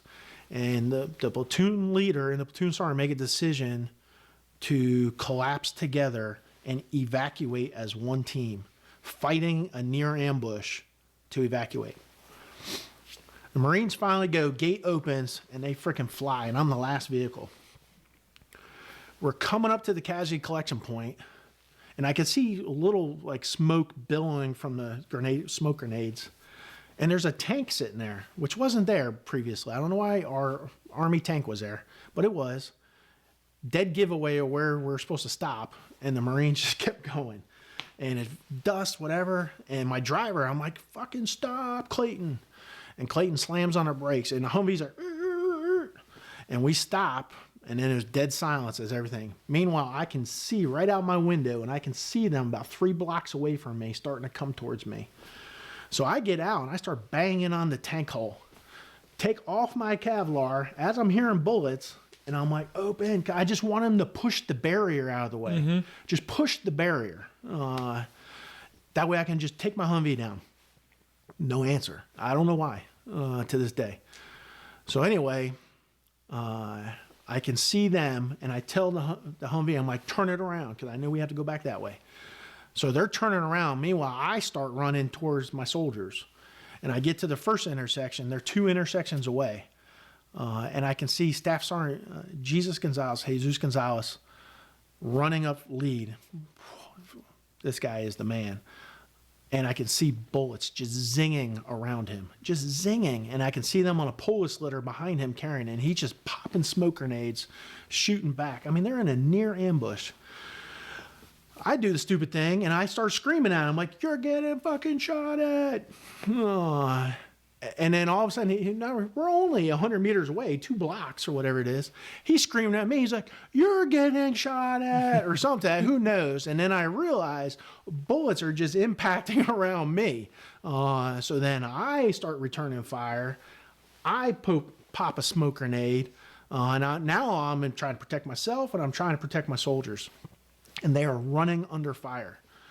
Out of nowhere, a Humvee with a 50 cal comes off the side street at the intersection I'm at, just comes flowing up and just starts rocking the 50 cal. It was amazing. I don't know how many boxes of ammo went in, but I'm telling you, he emptied his basic load. And that gun did not stop. He just kept reloading and he just unloading. And they come running behind the Humvee. We get back to my Humvee. And now Dietrich, he had a good 220 without gear. And we try to get him up in Humvee, and we get him in. And I don't know how Doc Black kept him alive, but he did. And now my medic was Doc Martin. He stayed with me. Doc Martin took it over. Meanwhile, 2nd Platoon was coming out with the Humvees. I mean, this is a matter of 5 to 10 minutes. And I remember Clayton, my driver. I can't even remember who the gunner is right now. Clayton was like, "First round, what do I do?" I'm like, "Do you know the way?" And he said, "Roger." I'm like, "Fucking go." And we drove through Ramadi solo all the way back to Charlie Med. I'm turning around. Now remember, I have a commo driver specialist who has no idea, even though he's cross-trained, is going to drive 3 to 5 kilometers through the dangerous city that has multiple IDs, etc., while I'm turning around trying to keep Dietrich alive. So the gunner is just telling him the way, going through. And me and Doc Martin are working on Dietrich, to try and keep him alive. Meanwhile, the rest of 1st Platoon, if you think of Block Hawk Down or whatever it is, they are exfilling with 2nd Platoon's vehicles. They shoved as many as they could in the vehicles, and then the rest are running like the Mogadishu Mile. I mean, it's the only way to describe it. And they're running back to the ice cream factory, back to the base camp. Meanwhile, the Marine vehicles are just now turning around. Like, that's how bang, bang, bang. And that Humvee that pulled up, just rock and rolled and saved our lives, was an engineer unit that was building the combat outpost. As they're building the combat outpost, saw the attack we were under, and just took it on their own initiative and came up and saved our lives. And thankfully, we were able to recognize them. So we get back, and Dietrich didn't make it. I mean, as soon as they pulled him out, they pronounced him dead. And I remember they're moving to mortuary affairs, and there's a bench out there.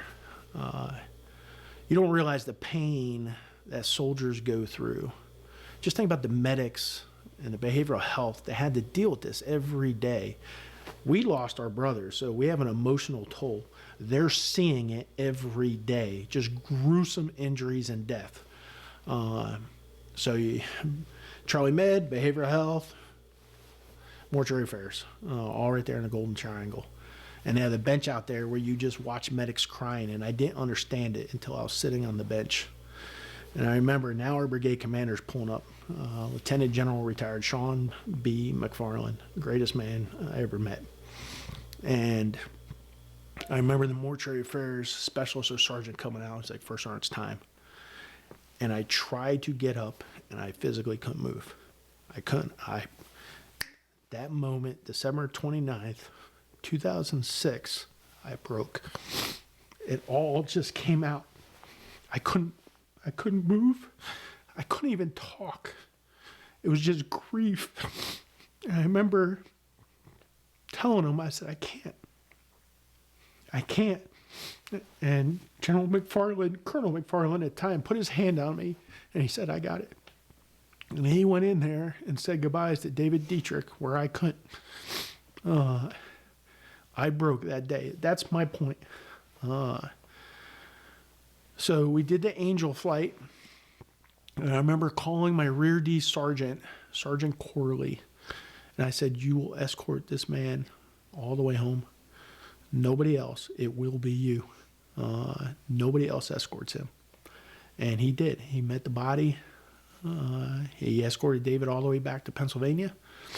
And when I tried to contact, and again, I'm telling you what Sergeant Corley told me now. When I tried to contact the mother, she couldn't even afford clothes to go to her own son's funeral. So the Army gave her a voucher to put on clothes. They couldn't even find the father. The father showed up the day of the funeral to bury him and didn't even have shoes on. This is what Sergeant Corley told me. Or his holy sneaker or something like that. And they buried David Dietrich in Marysville. Newspaper articles came out a few years later, or a few months later, saying he never should have gone in combat. I can't say I disagree. I can tell you the mission that David Dietrich went on, he was prepared for, he was qualified for, and he was a cavalry scout.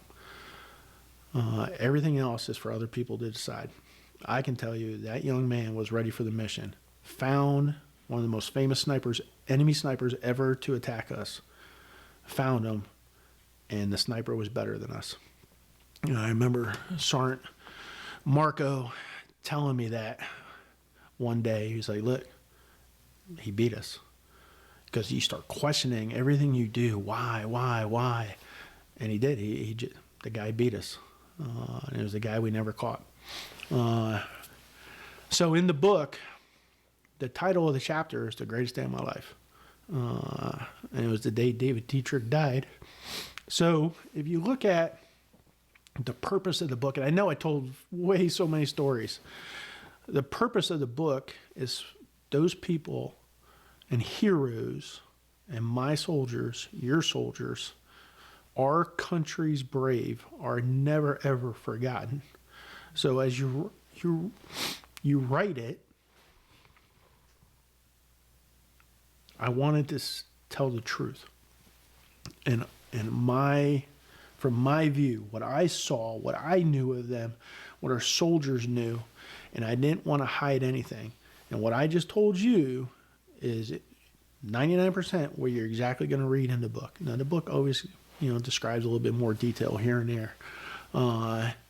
That was the purpose of this story. That's the purpose of me saying, please let me be a part of this experience in this podcast and tell this story, because we all served with heroes. We need to tell their stories. We need to honor them.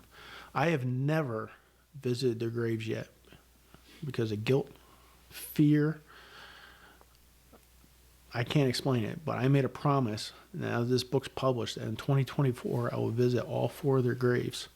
I was recently in Arlington as part of the wreath ceremony, since I live in Virginia now, and I was able to honor Command Sergeant Major Eric Cook, who was my brigade sergeant major that died on a mission with my scouts while I was on R&R.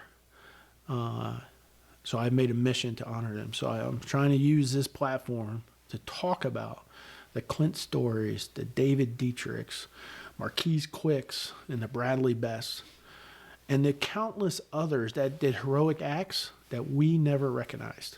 And I'm hoping to change that. So I am trying to get Marquise Quick's award upgraded to what he deserves. I have all the sworn statements. I have worked with 1st Armored Division, who I hope sees this, to try and help me submit the award so he can be deserved. And then let it take its course. But there's no way a man who saved the lives of 6 of his brothers jumping on grenades should not. And we failed. I failed the man, and I'm trying to fix these wrongs and get over the guilt. So that's the stories of my soldiers. The title of the book, Chop That Shit Up. Where did that come from? Yeah, well, at least now we can go to transition to something funny. So it's kind of fun because One, men, we're old, or some of us are old now. Get your colonoscopies, because I just had one 2 days ago, and I was like, "Hey, you guys would love the story or the title of my book. Chop that shit up," and I got them pretty laughing. So, men, a little side advertisement. Go get checked out. There you go. It's good for your health. So, I was fortunate to do a lot of stupid stuff when I was growing up in the Army. This is not really one of those cases, though, but this is probably one of the most important lessons learned I ever had. And I'm going to try, I might say the name different because I changed the name in the book, but when I tell the stories, I always use the real name, but I really don't want to use his real name, so I might say his name a little different. I can't remember what name I used. I tried to use something close that would remind me of them. But anyway, I'll just say First Sergeant. So I was a private, and my first duty station was Fort Ord, California. Now, if you had said Fort Irwin, California, I'd be like, sign me up, California, baby. And I'm from New Jersey.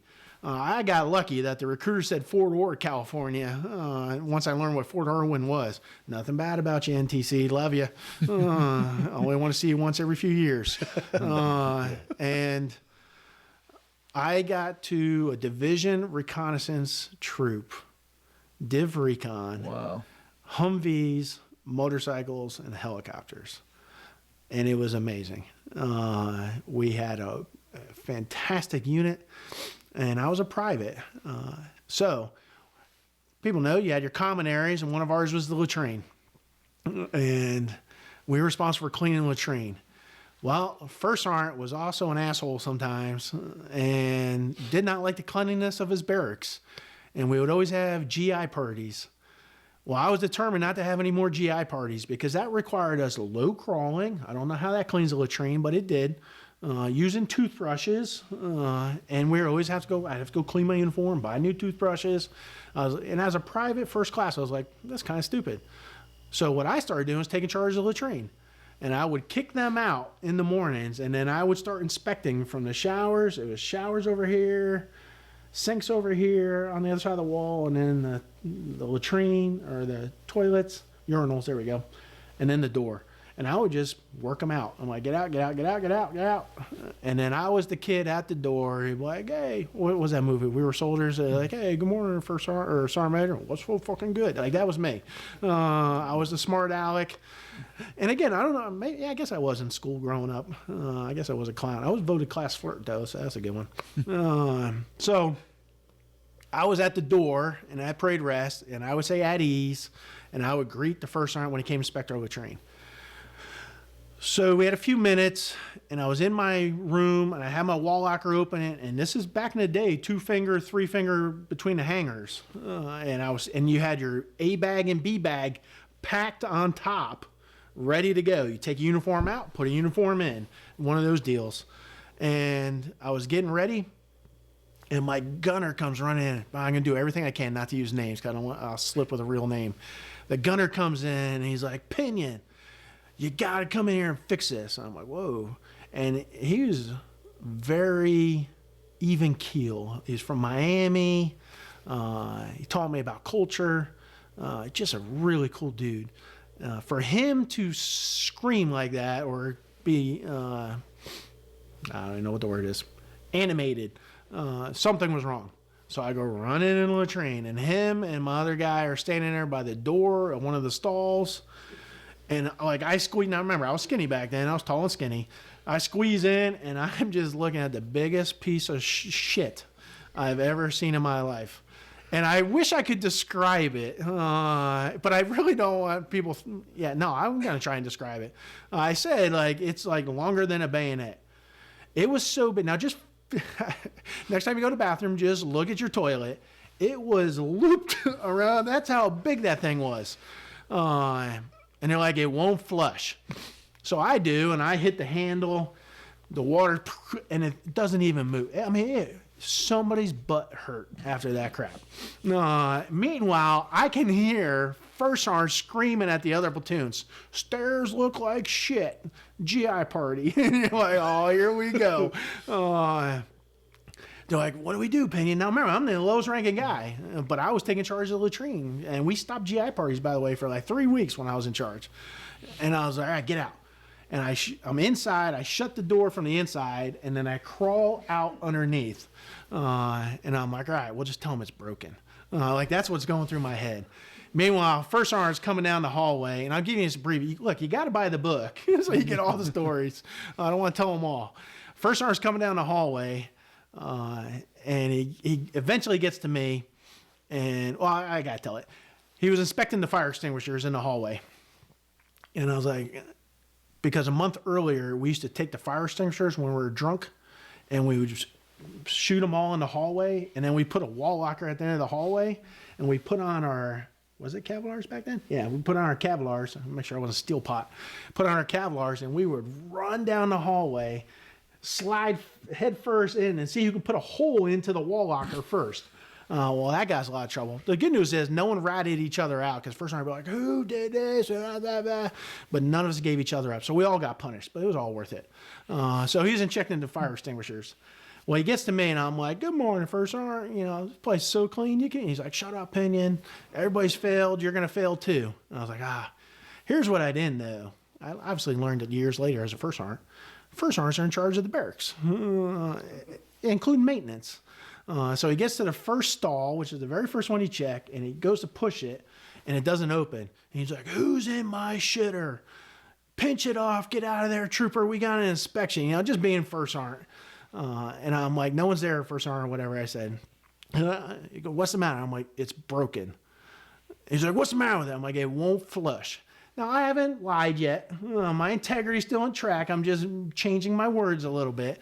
And then he's like, open it. And I'm like, oh, crap. Here we go. So Pinion crawls up underneath. I open the door, and the door is behind my back, and the toilet's right over here. And he's standing right here. He looks, and all the soldiers are by the sinks ready to get yelled at for our whatever. And First Sergeant looks at it, he goes, holy shit. Just like that. And everybody behind him starts laughing. And I'm like, yes, First Sergeant. And he just looks at me. He just turns over and looks at me. And he goes, you know what you got to do, Pinion? And I'm like, no, First Sergeant. He's like, you got to chop that shit up, son. As his hand is going in the toilet, chopping it up, looking me dead in the eye as he's doing it.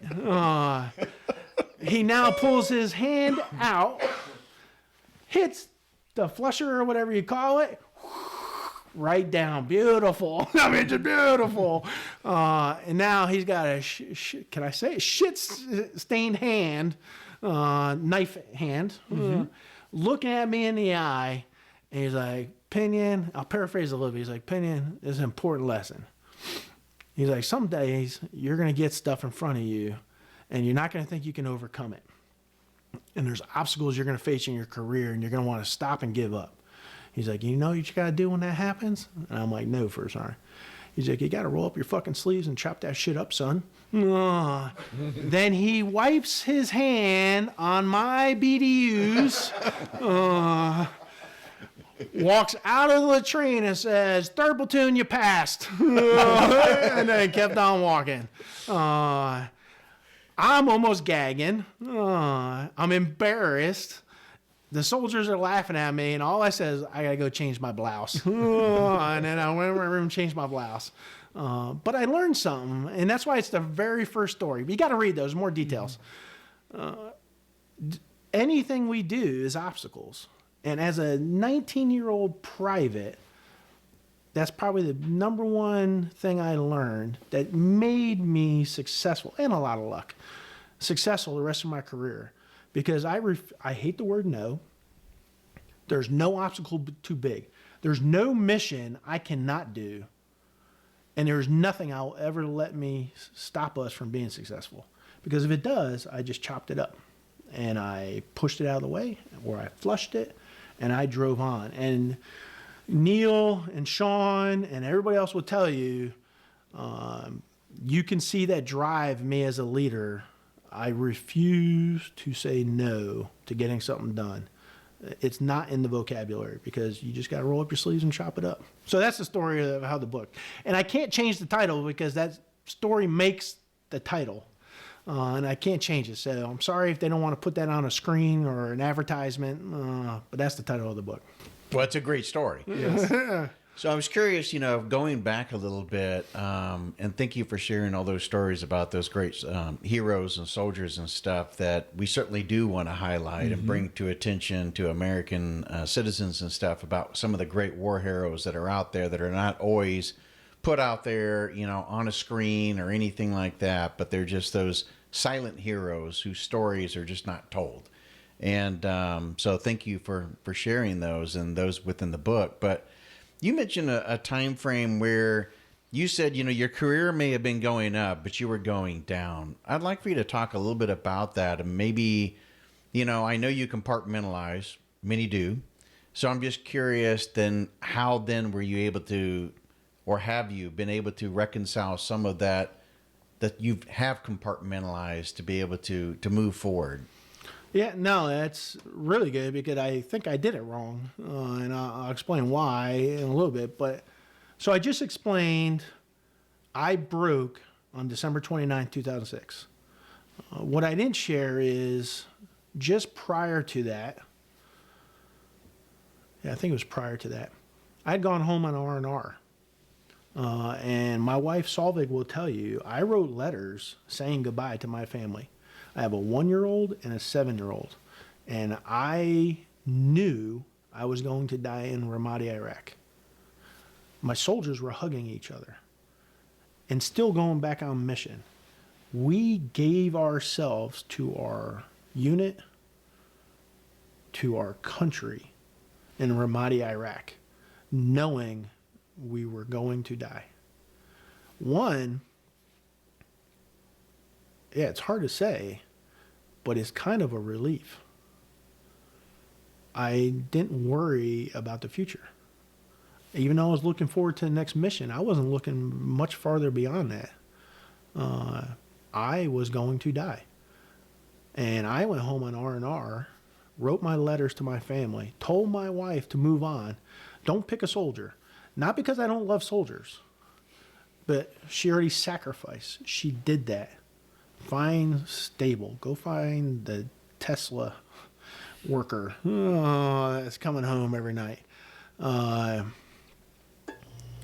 I said goodbye to my boys that I would not see become men. And I'm telling you, I knew in my heart I was going to die.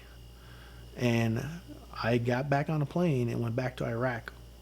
Now, I was crying when I said goodbye to my kid. I remember telling Damien, my 7-year-old son, you are the man of the house. Do not cry when you say goodbye to me. Because I knew if he cried, I would not leave. But I had to. My soldiers needed me. I remember Damien. Tristan was a baby. He was 1. He doesn't even remember it. And Solvik had been through multiple deployments with me. So it sucks, but we know the routine. But I remember Damien just lip quivering, but not crying. I probably caused why he doesn't hold my hand nowadays, which I'm working on. But he didn't cry. That's the worst father advice I could ever give a child. And it's so wrong, but I didn't know. And we'll talk about leadership. I didn't know. And I said goodbye. And as soon as I turned around and started walking, tears just streaming. But in that moment, I gave myself to our country. And I do not regret it. I knew I was going to die. So, December 29th, I'm now broke. I'm mentally broke and now physically breaking. Multiple injuries from combat, multiple injuries from stupidity of running 7 miles, et cetera, doing stupid scout stuff with 100-pound rucks over terrain you shouldn't be walking. And I don't know what to do. So the Army's like, you're doing so good as a first sergeant, we're going to deactivate your unit, and we're going to send you back to the States, and we're going to send you to either ACRC duty or ROTC. And I said, what are those acronyms? Go ahead and tell me what that is. And they told me ROTC. That sounded way better than ACRC. It's like this. I heard this story. This guy was giving a speech at Ranger graduation. And he's like, my sergeant sent me to Ranger school, and he said, and you better graduate without being recycled, or I'm going to send your ass to Korea. He said, and the guy said in his speech, he said, I didn't know what Korea was, but I knew I didn't want to go there by his voice. So it was sort of the way I didn't know what ACRC was, but the way he said it didn't. Now I know what it is. It didn't sound too enticing to me. So ROTC sounded a better option. What I didn't realize is the Army took a combat killer of a highly performing unit who was grieving, and I didn't know how to share it. And I said, hey, we're going to take you from this Army where everything, resources is there to help you, and we're going to put you in Connecticut in stores at the University of Connecticut in farmland with the nearest facility an hour and a half away. It's a Navy base. Sounded great, especially if you're thinking about retiring or a different change. Hey, let's get away from the Army. Two, you realize you need the Army. And that's exactly what happened. I had just fought for 3 years in combat in a 5-year period and was thrown into a civilian world, which I did not understand. And I did not adjust. I was grieving that I was not on the mission that killed Bradley Best and Clint Story. It was supposed to be my vehicle. I would have been that last vehicle that got hit, but their vehicle did. I was grieving the loss of David Dietrich and the decisions I made, losing my former driver, Marquise Quick, and all the casualties, and I could see it. I could feel it. You know, they talk about PTSD, but we didn't talk about it. We just said, soldier, move on. And you did your stuff. And I explained to Kyle and Sean why I did when I did stuff as a command sergeant major. And I got thrown into an environment I was not ready for. Now, I do not say I was suicidal. And I could be totally wrong. A therapist might have said that. I have never said I want to kill myself. But I did not care if I died. If somebody needed somebody to sacrifice their life, I would promise you I would have been the first one to step up. Like, I got this. I did not care about living. And it showed in my actions. It showed in my life. I had deep depression. I had deep guilt. I also had a yearning to excel. So I became more of a leader in ways because I pushed the cadets to achieve stuff they have never thought possible as cadets in college who are supposed to be enjoying college life while sort of learning about the Army. Like, again, I thought lieutenants were all great. And I'm like, man, look at that. It's like a boring leader. Then you see him in college. You're like, man, come on. Get out of that frat house and that drink fest you just went on and come here and let's learn about land navigation today. But in a ways, I took some of that from them because I was pushing them to do stuff they never thought imaginable. It didn't matter if they're studying to be nurses or pharmacists. I was like, no, you're going to Ranger Challenge, and I'm going to teach you how to do a rope bridge, and you're going to pull everybody across, and blah, blah, blah. So I threw myself at work while inside just dying. I took it out on my wife and my kids. There's a reason my son's not a professional baseball player right now. It's probably because of the way I pushed him to excel. So I went overbearing on so many fronts. I was no longer romantic, according to my wife. I no longer talked about my feelings to my family or friends. And I got angry. I had PTSD without even knowing I had PTSD. I didn't even know what the words were. And I was bad. And I wasn't sleeping. I was drinking. And I'll tell you, 2 incidents pulled me out of it. One is my kids and my kids' friends. And I just went back to Connecticut, and we sort of did a book signing. Again, I suck because I wrote this book that I think's great, and it's telling my heroes. I'm not really pushing it as I should be. But I went back to my friends that saved my life, and I did a book signing in Connecticut and New Jersey, where I grew up in Newton. And I told them, the parents, what they never saw of me. All they knew was Dan from the Army, combat hero, who, by the way, is now getting fat. But they didn't see the guilt, the depression, the anger. I tried to hide it. I was hiding it from as many people as I can, except for my family who took it. Now, I'm not talking physical abuse in any means, but mentally I was angry, and I said words I should never have said. You get cold. Yeah, you're exactly right, Neil. Yeah. And the kids saved me. Little League Baseball and my coach friends, who became my best friends for life, saved me. Coaching those kids showed me there's something else out there. There is light in our lives. And as dark as we can be, and the stuff that I did that they will never know about, I mean, it's just, you don't talk about it ever, and we will take it to our graves for life what we've done in combat. That darkness and anger, they will never see. Those kids showed light and love. Coaching those kids saved my life. And those parents from Connecticut, Mansfield, Connecticut, saved my life. And I told them that last month. So I now go to summer camp at Fort Lewis, Washington. And I am bad inside. I'm just dying. And I meet a Ranger buddy right off the bat, and we hit it off. We don't even know each other, and he was a Ranger bat since I was a private. I've never crossed paths with this man. Maybe a mission or something. We didn't know each other, and we hit it off like best friends. And we started pushing our cadets that we didn't even know from other universities, and we started pushing them, and we were the best platoon in the regiment. We won every streamer you can win because we had this excellence of drive to succeed. And the cadets were eating it up. I had nurses eating it up, running through the obstacle course, trying to beat the course record that we beat. High five and chest bumping each other. It was amazing watching those cadets. And we get out to the last field exercise at the end of summer camp where they get evaluated. And we go to a fob situation, because that's how the Army was fighting at the time.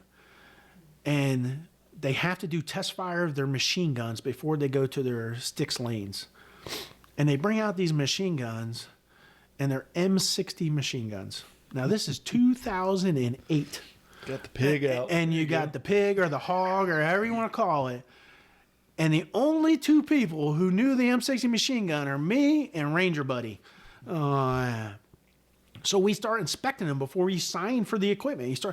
And out of like 10 machine guns, 3 of them are operational.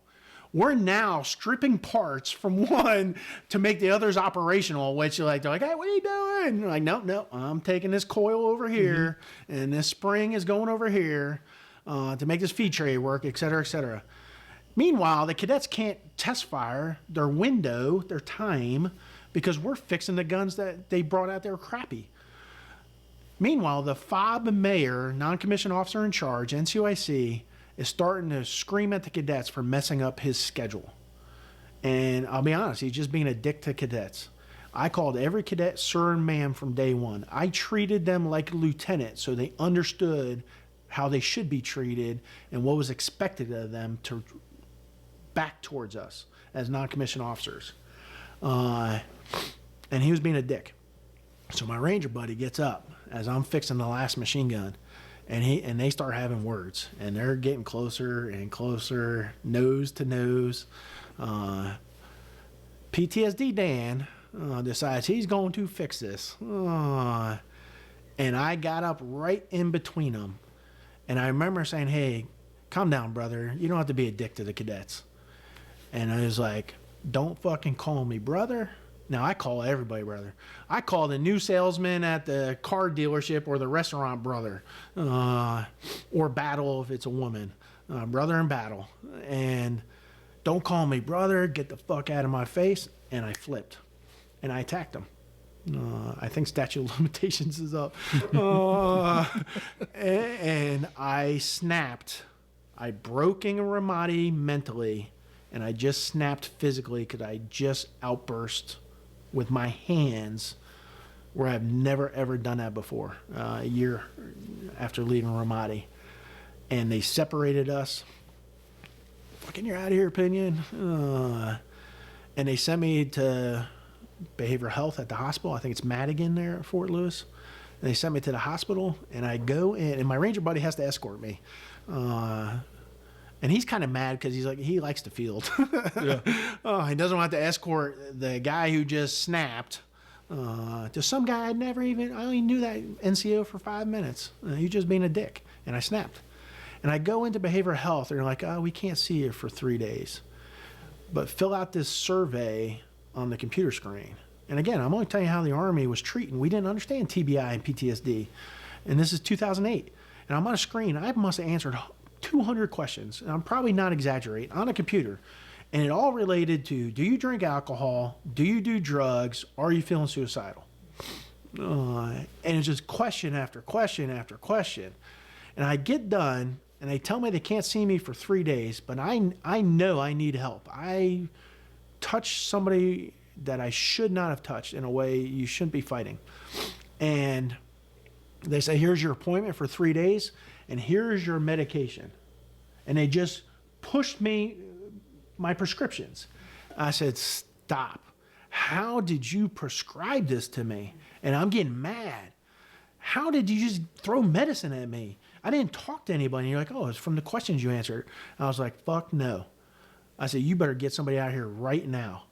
And they heard the commotion, and a psychologist came out. I'm telling you, that day truly saved my life. And there had to be 10, 15 people in that waiting room. Whoever missed their appointment because of me, I apologize, but I'm alive because you missed that appointment. She took me back, sat me on the chair, couch, whatever it was, and after 15 minutes, she picked up her phone and said, cancel all my appointments today and tomorrow. And she talked to me for 24 hours, over 2 days, all day long. And then next day I came back all day long. And she's like, you need inpatient help. And I was like, oh, hell no. Hell no. And I was like, all right, doc, we got compromise here. I said, let's try this word outpatient. Back at my university. I had her crying as much as I was crying. And she listened to me. She understood me. And we agreed to a plan. And in 2008, I started my journey on behavioral health from that counselor who listened to me and canceled countless appointments to save my life. And we started that journey. So I made it a point, and this will Neil tell you, or I'm sorry, Kyle. I'm just used to saying, sorry, Neil. Kyle will tell you, I made it a point to never hide behavioral health and be as transparent. From December 29, 2006 to that moment in 2008, around August of 2008, I swore I would be open and transparent and candid to my soldiers from this day forward, because I understood what they were hiding from me as a leader. And I absolutely could not have them, if they're going through half of what I was going through, I knew it would be dangerous. So I made a mission to never hide my journey to recovery. It could have hurt my career. I don't know. And I'll tell you, there is a stigma. So for some reason, even with these failures and attacking another non-commissioned officer, I never got in trouble. And I went back to the University of Connecticut, and I was selected for the Sergeant's Major Academy. And I was told, now again, I'm going up in rank, and I was at my lowest point when I was selected for Sergeant Major. And I was just now starting my journey. Now, what happened was an amazing thing. My career went like this, but I went like this inside. And I will sacrifice that every day of the life, or every day of my life. My career, I hit the pinnacle of what I needed to hit. So I became a Sergeant Major, and then I went to, as a Command Sergeant Major, to 3-1 Cav at Fort Benning, Georgia, or Fort Moore now. And I still pushed the soldiers to excel. I was an asshole on standards. Don't park on the grass. Again, I'm not trying to be that guy. It's like they teach you making your bed first thing in the morning accomplishes a task and it makes you feel good about yourself. So why don't do it? I looked at everything. Now, again, chop that shit up. I looked at every small task as meaningful. Don't try and excel at the umbrella. Excel at the routine, attention to detail, my minuscule stuff that matters when it's collective. And that's where I focused. So don't park on the grass. March to the motor pool, because I refused to drive my vehicle when I showed up. I parked the vehicle and I walked the rest of the day because I didn't understand how leaders, why the fuck are you running from meeting to meeting? How are you leading people going from meeting to meeting? I scratched half the meetings I could be. Command Sergeant Major Green yelled at me for missing meetings. If it didn't meet the focus, mission, intent of our brigade, our division, our unit, then why are we doing it? It looked like a nonsense meeting. Now, I added some stupid ones myself, I'm sure. But I focused what I thought was mattered, and I got rid of everything that didn't. And Stevie Jones, as my ops sergeant major, we were drill sergeants together. He was my first sergeant for a time. He's the only first sergeant to make it a cycle through basic training without getting fired. We gave him a certificate. He was amazing. He had to take up some of the slack in meetings, but I walked. Walking made me walk by the barracks. It made me walk by soldiers and call them by their names. Hey, Adam, how are you doing? He'd be like, Sergeant Major, I am doing good. Adam Gasper, one of our platoon sergeants, a great man. Oh, Gas Nasty. Let's shout out, man. Yeah. What's up, Gasper? So, because of my failures, I made it a point to make sure no one else experienced what I did, or if they did, they understood that somebody else went through it with them. So I announced every time I had a behavioral health appointment. And I would go in behavioral health in a minute, and the first few appointments, and there'd be one or two of my soldiers there. By the 10th or 15th time I go to my appointment, there'd be 10 to 15 soldiers there. I was trying to erase the stigma. Sometimes me and the behavioral health specialist who classified me PTSD spent hours going through, and I knew it was bad.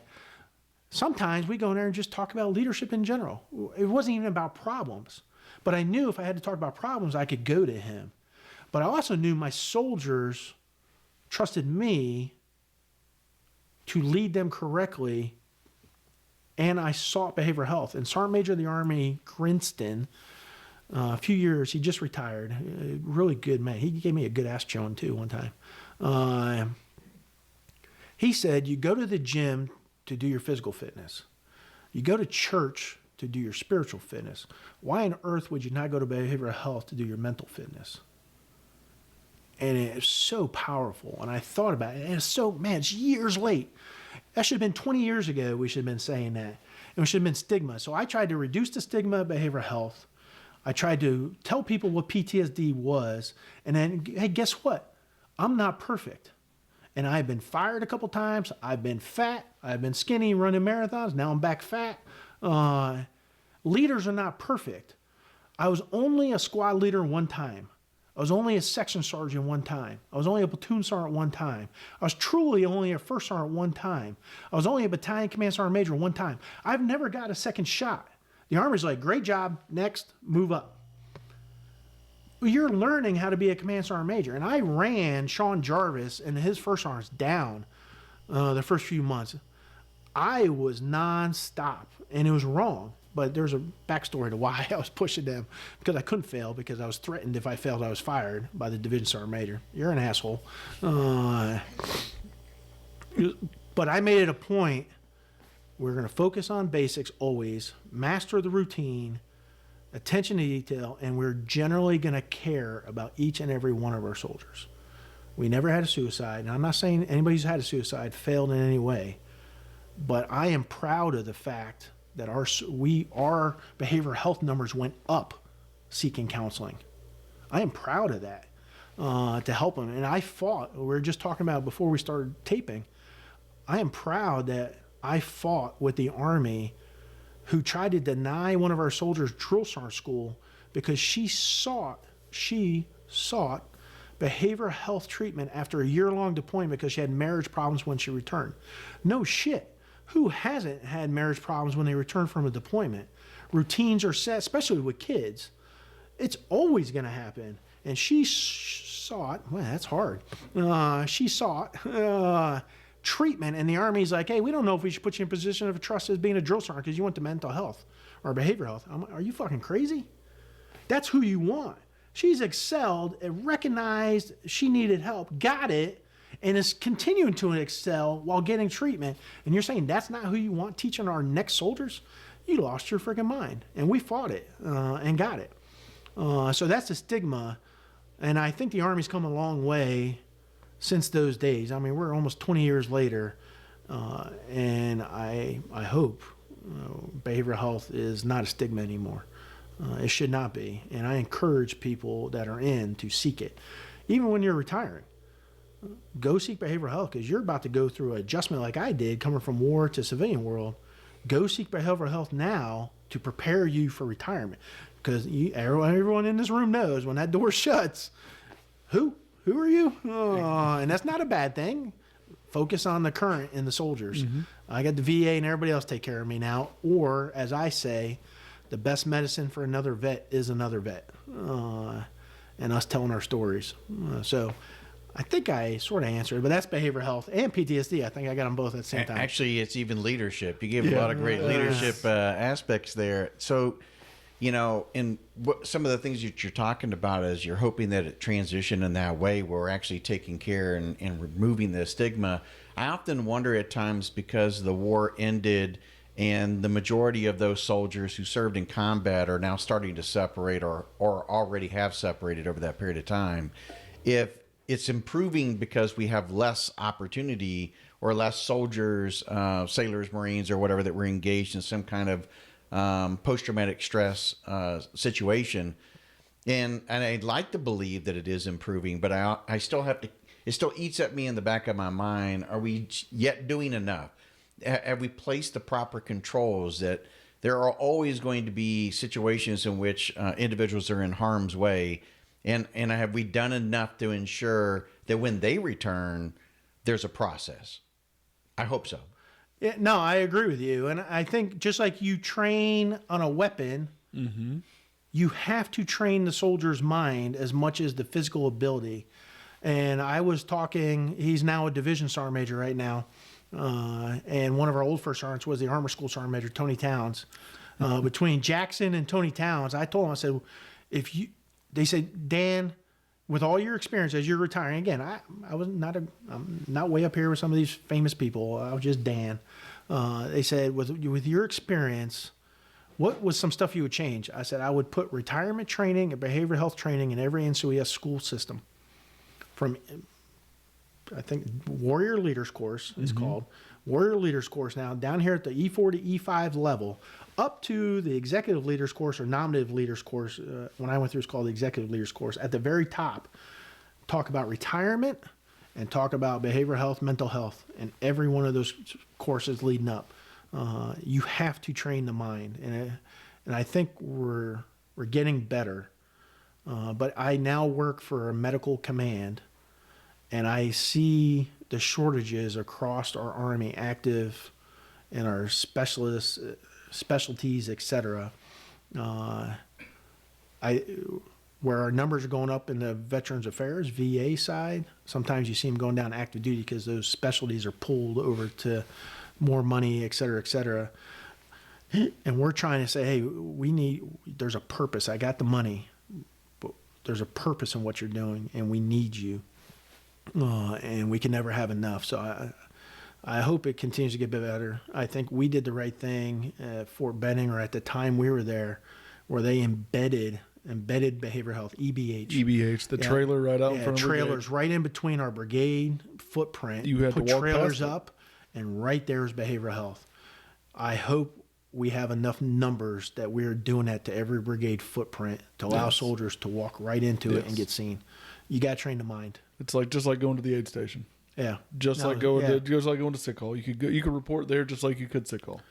So I've been out 5 years now, and I'm that gray beard. I'm not going to talk about hands in pockets. Oh, look at them walking across the grass, or what do you mean a ponytail? Like, I don't care about any of that stuff. When it's time to answer the call, we will always answer the call.